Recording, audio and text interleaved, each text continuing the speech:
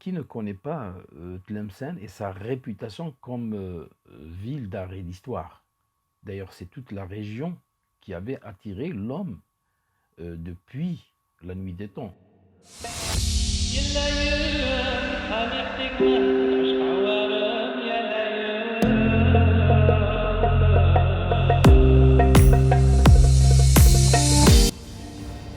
Tlemcen et sa région présentaient depuis la préhistoire toutes les conditions favorables à l'établissement humain en matière de gîtes, comme des grottes, des cavités, également le couvert végétal et bien entendu l'eau en permanence et partout sur le territoire. Il y a des sources, il y a des cours d'eau, donc favorable à ce que l'homme puisse faire la chasse, la cueillette, etc. Donc, et c'est pour cela que des gisements préhistoriques ont donné du matériel lithique préhistorique, également des restes humains et d'animaux. Donc c'est le cas du lac Karar près de Remchi, c'est aussi la grotte d'Ouziden, mais également la Mouileh et chez les Bnissous. Donc ça remonte au paléolithique inférieur et moyen. Puis nous avons également l'épipaléolithique, le néolithique, etc. etc. Donc continuellement, l'homme a toujours existé, a toujours vécu sur ce sol de la région de Tlemcen. Ça s'est continué aux époques du néolithique, mais également durant la protohistoire. Et l'Antiquité, la Haute Antiquité, nous avons également eu l'occupation par les autochtones berbères et la constitution, la formation ou l'émergence de royaumes berbères. Ce fut au IIe siècle avant Jésus-Christ. Mais avant cela, il y a eu les comptoirs phéniciens sur la côte tlemcenienne. Puis nous arrivons à l'époque où il y a eu l'apparition des Romains qui ont poussé de l'Est vers l'Ouest en créant des camps militaires, des garnisons militaires pour exploiter les sols de l'Afrique du Nord et également pour se protéger contre les gétules du désert. Ceci a commencé à partir du IIe siècle après Jésus-Christ et jusqu'à l'avènement de l'islam, jusqu'aux premières conquêtes donc, de ces contrées par les Arabes. Et puis on va assister justement à une succession de dynasties qui vont occuper la région et asseoir leur suprématie et laisser des traces sur le sol. C'est le cas d'abord des Idrissides à l'époque des Omeyyades, ensuite des Almoravides, des Almohades, ensuite des Zianides. C'est là où Tlemcen s'est distingué par le développement de sa ville, bien que la ville ça s'est développé sur le plan urbanistique durant la période almoravide. Et puis voilà, donc le règne des Zianides a duré plus de 3 siècles. Pardon. Donc voilà, et puis la période turco-ottomane et la colonisation française, tout cela a laissé des traces, des témoins sur le sol de Tlemcen. Le Mchouar, il s'agit bien sûr de la citadelle des rois Abdelwahid ou Zianides. C'est le siège de leur gouvernement. Cette citadelle s'est évoluée avec le temps. Elle n'a pas été construite en une seule fois, en un seul temps. Donc, tout au début, c'était après que le fondateur du royaume zianide, Yarmour Hassan ibn Ziyan, avait achevé la construction du minaret de la grande mosquée almoravide qui trône aujourd'hui sur la place publique. Il avait décidé de quitter le palais ancien, le Qasr al-Qadim, qui était son siège de gouvernement en tant que gouverneur des Almohades au niveau de Tlemcen, du Maghreb central. Et il avait opté pour des considérations personnelles pour un autre lieu. Ce lieu qui était idoine, c'est au sud justement de la ville de Tlemcen, la nouvelle ville Tagrert, et c'est à l'intérieur de cette enceinte au niveau de Bab Twitta. c'est à l'intérieur, c'est à ce niveau-là qu'il avait choisi comme lieu de résidence et de gouvernement. Certaines sources disent qu'il avait trouvé là, bien sûr, il y avait le palais qui a été délaissé ou abandonné par l'Almoravide Youssef ibn Chfin, Almorabiti Youssef ibn Chfin, lors de son siège de Gadir. Donc, rien n'est certain de toute façon, parce qu'il n'y a pas eu des recherches archéologiques pour le prouver, des fouilles archéologiques systématiques. Et donc, de toute façon, il va changer de résidence. C'est là qu'il va gouverner à partir donc de 1236, voire un peu plus.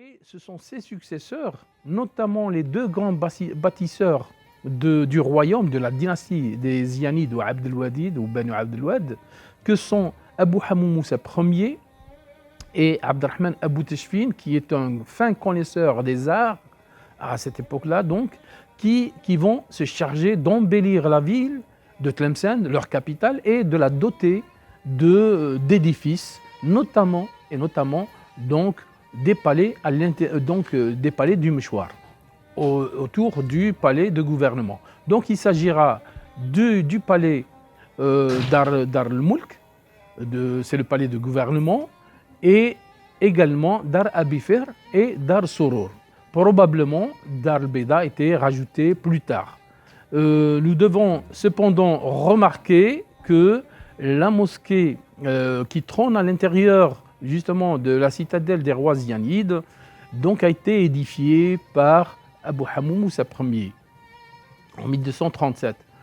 Donc voilà, puis ont été rajoutées d'autres demeures princières et d'autres des ateliers, etc. Bien entendu, tout l'art de cette époque-là, qui était assez prospère au niveau de l'Andalousie, a été ramené à Tlemcen, notamment par Abdelrahman Abou Teshfin, qui avait, on le rappelle, avait construit la fameuse Madrasa Teshfiniya, à laquelle il a porté tout l'art andalou, justement, et tout le soin qu'il avait apporté en même temps à son palais ou à ses palais qu'il avait édifiés au niveau du Meshwar. Mais l'enceinte que nous voyons aujourd'hui, qui entoure ou encercle les restes de ces palais, aujourd'hui, elle a été élevée par le 13e prince, c'est Abu Ahmed al-Sultan Ahmed al-Aqil, Abu al-Abbas Ahmed al-Aqil.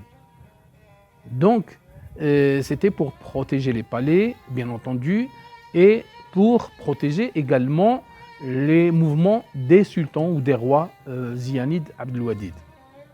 Donc voilà, et il y a un autre sultan, un autre roi des Ziyanides qui avait marqué de son empreinte aussi bien la citadelle des rois Ziyanides al-Meshwar, mais également la ville de Tlemcen, pour lui avoir imprimé toute l'activité culturelle, scientifique à cette époque-là, puisque c'est lui qui avait jeté les bases, enfin il avait lancé une nouvelle activité qui est devenue donc à la fois légendaire, mais à la fois donc fêtée chaque année, c'est la fête du Mawlid al-Nabawi Sharif, avec faste.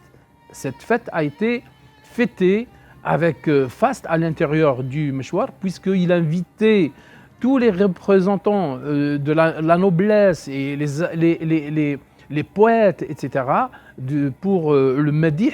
C'était des joutes, c'était des concours un petit peu à qui voudrait mieux présenter donc des poésies sur le Mawlid al-Nabawi Sharif. Et c'était aussi l'occasion pour lui d'arborer, de montrer à ses invités à l'intérieur du Meshwar, donc les curiosités de son palais. C'était la fameuse mangana, qui était une certaine armoire, donc, avec une mécanique, un mécanisme, pardon, donc, qui indiquait l'heure ou les heures de la journée. Et puis, il y avait l'arbre, le fameux arbre d'argent, n'est-ce pas? Et qui, sur ses branches, il y avait des oiseaux donc, qui sifflaient. Et puis, l'autre troisième curiosité et non moins importante, c'est le fameux Mashaf Sharif, le Coran écrit de la main du calife Khalifa Othman ibn Affan, donc qui était entaché de sang et qui était serti d'émeraudes, etc. Donc voilà pour l'histoire du mouchoir qu'on connaît. Mais il faut se rappeler aussi qu'il y avait les deux grands sièges et l'interrègne mérinide. Donc bien sûr, le palais ou le mouchoir avait connu également des journées ou des jours, des moments atroces de massacres. Voilà, puisque on se rappelle que Abderrahman Abou Tachfine avait était mort lors de l'attaque des Mérinides et l'arme à la main. Donc voilà, puis une autre phase, c'est celle après, à l'époque des Turcs ottomans qui avaient occupé donc bien sûr Tlemcen, pour défendre cette région et l'Algérie entière des attaques espagnoles et des croisés. Et donc il y avait les Koulourlis qui avaient occupé le mouchoir et notamment les palais.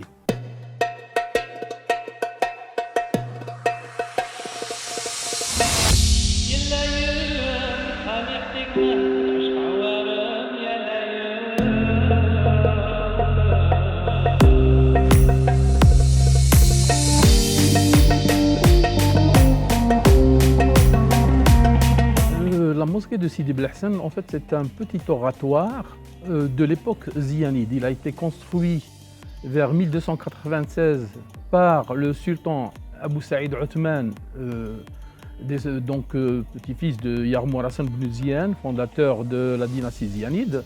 Et c'était en l'honneur de Abi Amr, du prince Abi Amr, fils de Yahya, fils de Yarmour Hassan. Donc c'était en son honneur. C'est pour cela que c'était une mosquée princière. Et en tant que tel, c'est un monument très fameux et c'est un modèle en soi en matière d'art arabo-musulman ou andalou maghrébin, puisque son décor, son ornement de stuc polychromé est fabuleux et il est un modèle en soi. Donc c'est une petite mosquée, c'est un petit oratoire qui présentement n'a pas de patio ni de galerie autour, telles que les autres mosquées, etc. Et donc c'est un petit oratoire d'à peu près 100 mètres carrés qui est divisé en 3 nefs et 3 travées, divisé par justement 2 rangées de colonnes en marbre d'onyx, de forme cylindrique, et qui supportent une toiture en artisanat d'os, donc en bois de cèdre. Et cet oratoire est précédé du mur du mihrab. Le mihrab, oui, le mur du mihrab, c'est exactement aussi un modèle de l'art dans toute sa pureté, puisque on retrouve un mihrab à une belle niche, une coupolette à stalactites, et également orné d'éléments floraux, géométriques et d'inscriptions de fondations pieuses et de sentences pieuses. Donc, ça c'est sur la façade. Et cela, bien sûr, en haut du mihrab, nous avons des colostromes ou des claustras ajourés. Voilà donc les éléments floraux, les éléments géométriques et des inscriptions.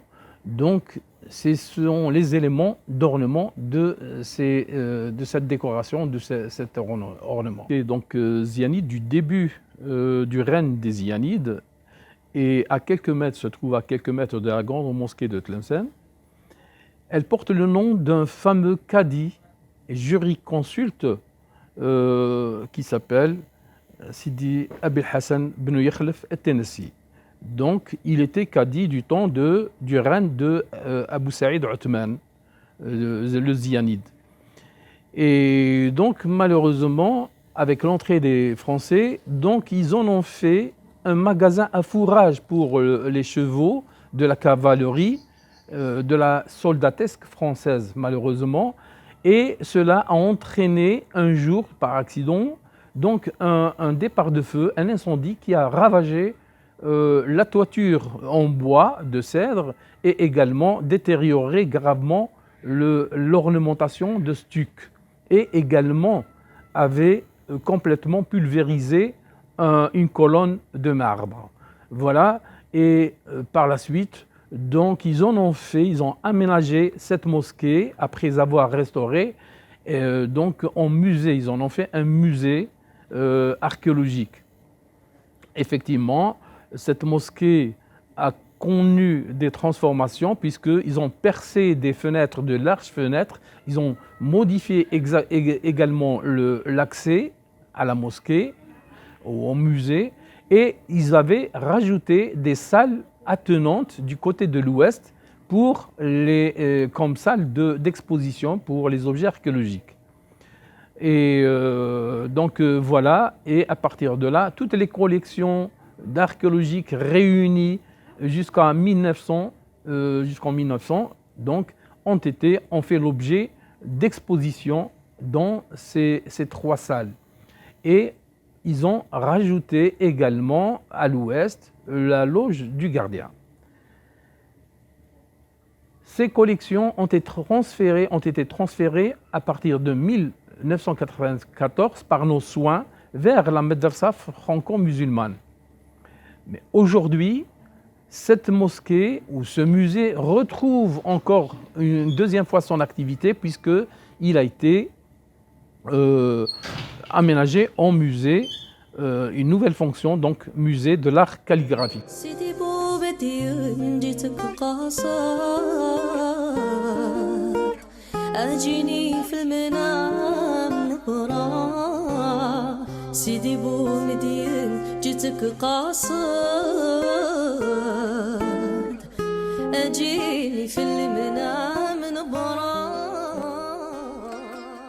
Pour ce qui est du village de l'Abbad, appelé aussi Sidi Boumediene, on dit que ce village tire son nom de Sidi Abbad, dont le tombeau se trouve proche du mausolée de Sidi Boumediene. C'est un village accroché au flanc de montagne au sud-est de Tlemcen. Il s'est rendu illustre par le personnage pieux, Sophie, et dont la réputation s'étend sur tout le Maghreb, savoir le grand soufi Chouaib Sidi Boumediene el-Ansari, arrivé plus tôt d'Andalousie. Il est né en 1926 à Cantiana, près de Séville justement, et qui traversa le Gibraltar pour se retrouver au Maghreb, où il avait passé tout le reste de sa vie en apprenant et en enseignant, notamment à Béjaïa. Le village fut d'abord un ribat du temps des Almoravides. C'était un camp d'entraînement militaire et religieux pour le djihad et les conquêtes. Il daterait du temps de la présence almoravide à Tlemcen, c'est-à-dire au début du XIe siècle. Bien entendu, ce ribat-là, dont il reste un fragment de mur ou d'enceinte, de pisé, derrière les latrines publiques, en désuétude. Il est tombé donc en désuétude et devenu un lieu d'ermitage. Les religieux préféraient y être enterrés après leur mort. Il devint ainsi un lieu d'inhumation. Lorsque Sidi Boumediene fut convoqué par le sultan Almohad ou Mouahidi de Marrakech, il quitta Béjaïa où il tenait une école d'enseignement, et c'est lors de son voyage qu'arrivé à hauteur de Tlemcen, il rendit l'âme, il mourut après avoir souhaité être enterré à cet endroit précis. Il fut justement inhumé en grande pompe aux côtés d'un autre savant, Sidi Abdel Salam al-Tounsi. Depuis, sa tombe est devenue un lieu de recueillement, voire de pèlerinage. On venait de nombreux et des quatre coins du Maghreb et même au-delà pour se recueillir sur sa tombe.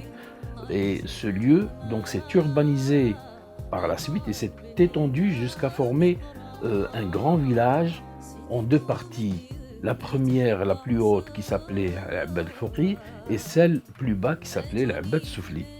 C'est le sultan Aboul Hassan Ali, pour rappel, qui vers 1337 à 39 fit ériger sur sa tombe le mausolée à coupole richement décorée de stucs polychromes. Les Mérinides, lors de leur interrègne à Tlemcen, l'embellirent davantage et firent élever autour de sa tombe des édifices, dont une mosquée qui porte son nom, une madrasa, un bain, un petit palais et quelques annexes. Les Turcs ottomans n'ont pas été du reste et édifièrent des annexes pour accueillir les pèlerins d'Ardiev et d'Al-Imam et restaurèrent les frères Sarmajak, embellirent également le mausolée à leur époque.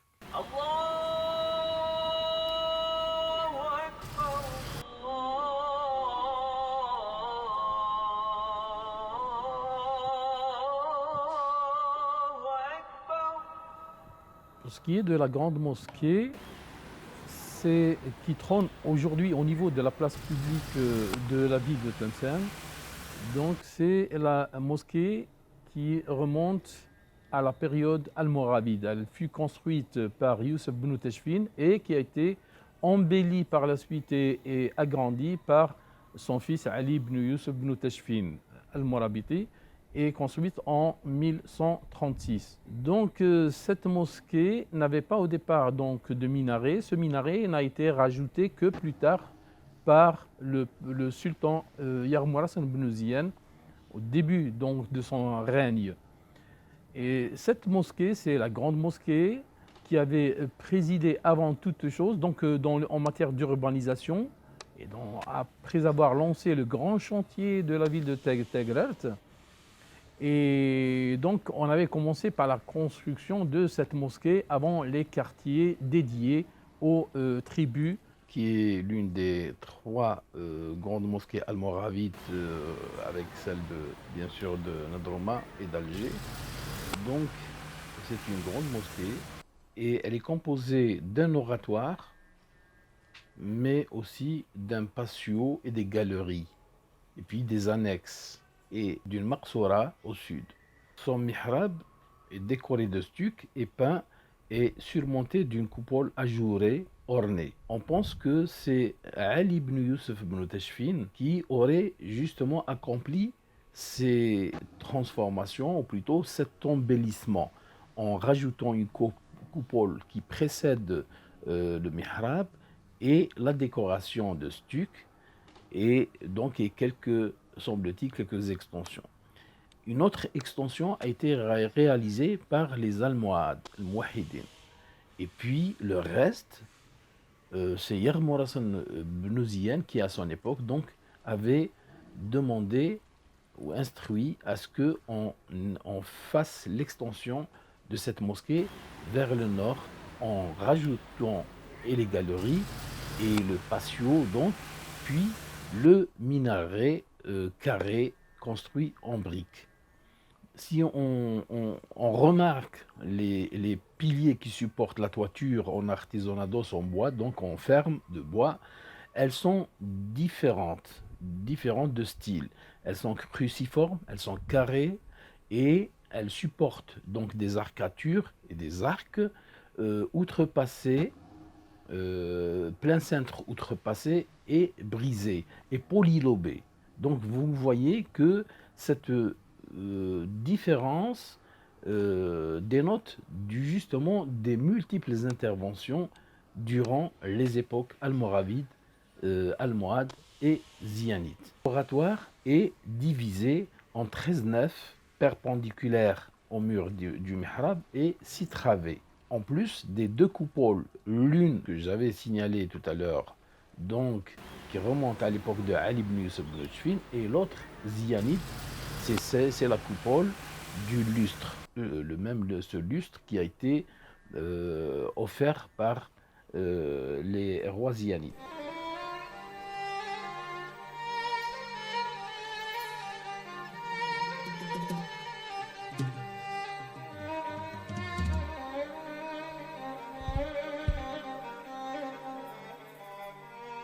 On va parler du grand bassin de Tlemcen, appelé également Saharij Mbedda, plus connu donc de Saharij Mbedda. Pourquoi Saharij Mbedda? Parce que, dit-on, Mbedda c'est le diminutif ou la contraction du prénom de Zoubida étant la fille du sultan Zianide Abdelrahman Abou Tashfin. Donc cet ouvrage, il a été construit, réalisé justement par ce même roi, Abdelrahman Abou Tashfin, vers 1317. Et c'est un rectangle de 200 mètres sur 100 mètres et d'une profondeur de 3 mètres, construit bien entendu en pisé. Il fut construit à l'extérieur de la ville. C'est derrière la porte de Fès, ou qui sera appelé par la suite Bab el-Djorlila, et anciennement appelé Bab Kachout. Sa vocation première est le stockage de l'eau destinée à l'irrigation des terres se trouvant en contrebas du plateau, abritant Tegrert, et qui va arroser les terres jusqu'à la plaine d'El Hnaya. Il n'en demeure pas moins qu'il servit de lieu de réjouissance, de joute navale par moments, et l'endroit privilégié de la famille royale, notamment les princesses, comme on l'avait dit. Et donc, c'est aussi là que les derniers princes zianides furent exterminés par noyade par Arrouj Barbarousse vers le milieu du XVIe siècle. Très endommagé par les multiples attaques, il fut restauré et mis en eau pour devenir un lieu de plaisance et de canotage sous la colonisation française. Donc il a été restauré par de la pierre au-dessus des structures en pisé. Plus tard, abandonné et vidé de son eau, il servira de terrain d'activité sportive, jusqu'à son dernier aménagement, comme on le sait, avec des bassins d'eau et des zones gazonnées.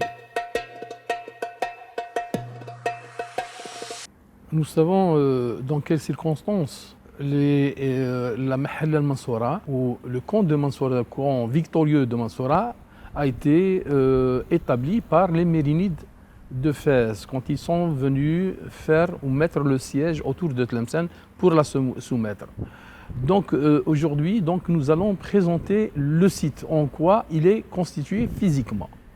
Il est composé donc d'une enceinte. Ce qu'on voit aujourd'hui, le visiteur, il va remarquer donc l'enceinte d'un vaste quadrilatère de 101 hectares. Donc c'est un quadrilatère assez vaste. Et une enceinte longue de 4 km. Faite de courtines et de tours en pisé. Et à l'intérieur de ce territoire-là, de ces ruines de la ville de Mansoura, nous remarquons l'existence d'une mosquée, ou les ruines d'une mosquée, composée d'un mur, d'une enceinte de l'oratoire, et également, bien entendu, de son minaret, qui est assez connu, n'est-ce pas?